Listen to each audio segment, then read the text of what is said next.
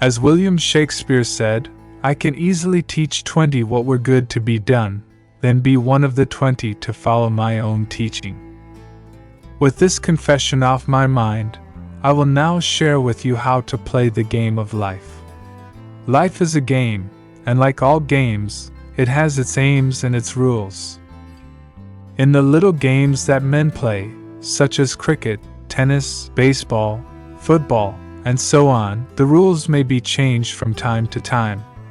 After the changes are agreed upon, man must learn the new rules and play the game within the framework of the accepted rules. However, in the game of life, the rules cannot be changed or broken. Only within the framework of its universal and everlastingly fixed rules can the game of life be played. The game of life is played on the playing field of the mind. In every game, the first thing we ask is, what is its aim and purpose? And secondly, what are the rules governing the game? In the game of life, our chief aim is towards increasing awareness, an awareness of things of greater significance. And our second aim is towards achieving our goals, realizing our desires. As to our desires, the rules reach only so far as to indicate the way in which we should go to realize them, but the desires themselves must be the individual's own concern. The rules governing the game of life are simple, but it takes a lifetime of practice to use them wisely. Here is one of the rules: as he think in his heart, so is he.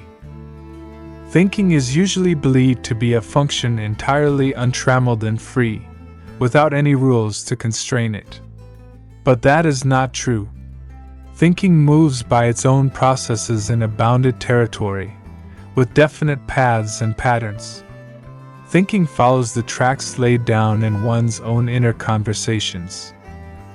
All of us can realize our objectives by the wise use of mind and speech. Most of us are totally unaware of the mental activity which goes on within us.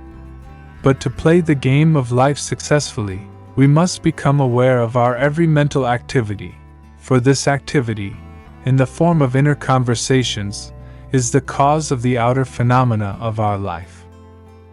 As it is mentioned in scriptures that, every idle word that man shall speak, they shall give account thereof in the day of judgment.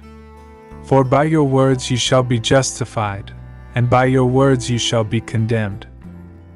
A bone of him shall not be broken. It means the law of the word cannot be broken. The law of the word never overlooks an inner word nor makes the smallest allowance for our ignorance of its power. It fashions life as we, by our inner conversations, fashion life within ourselves. This is done to reveal to us our position on the playing field of life. There is no opponent in the game of life. There is only the goal. Not long ago, a successful and philanthropic businessman told a thought-provoking story about himself. He said, "I first learned about goals in life when I was 14, and it was on the playing field at school. I was good at track and had a fine day, but there was one more race to run and I had stiff competition in one other boy. I was determined to beat him. I beat him, it is true, but while I was keeping my eye on him, a third boy, who was considered no competition at all, won the race. That experience taught me a lesson I have used throughout my life. When people ask me about my success, I must say that I believe it is because I have never made making money my goal. My goal is the wise, productive use of money." This businessman's inner conversations are based on the premise that he already has money. His constant inner question is the proper use of it. The inner conversations of the man struggling to get money only prove his lack of money. In his ignorance of the power of the word, he is building barriers in the way of the attainment of his goal. He has his eye on the competition rather than on the goal itself. The fault, dear Brutus, is not in our stars, but in ourselves, that we are underlings. Julius Caesar, Act 1, Scene 2. As the worlds were framed by the Word of God, so we as imitators of God, as successor of God, create the conditions and circumstances of our lives by our all-powerful human inner words. Without practice, the most profound knowledge of the game would produce no desired results. To him that know to do good, and do it not, to him it is sin. In other words, to know the rules of game but don't use and practice it, he will miss his mark and fail to realize his goal. In the parable of the talents, the master's condemnation of the servant who neglected to use his gift is clear and unmistakable, and having discovered one of the rules of the game of life, we risk failure by ignoring it.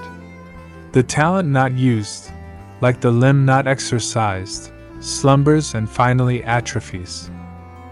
We must be doers of the word, and not hearers only. Since thinking follows the tracks laid down in one's own inner conversations, not only can we see where we are going on the playing field of life by observing our inner conversations, but also, we can determine where we will go by controlling and directing our inner talking. What would you think and say and do were you already the one you want to be? Begin to think and say and do this inwardly. You are told that there is a rod in heaven that reveals secrets, and you must always remember that heaven is within you, and to make it crystal clear who God is, where He is, and what His secrets are, Daniel continues, your dream, and the visions of your head are these. They reveal the tracks to which you are tied and point the direction in which you are going. A change of attitude is a change of position on the playing field of life. The game of life is not being played out there in what is called space and time. The real moves in the game of life take place within, on the playing field of the mind. It is our wish and our blessing that things you never thought possible will happen to you. To support us, please subscribe the channel, Rumi Sufi Mystic, and press the like button.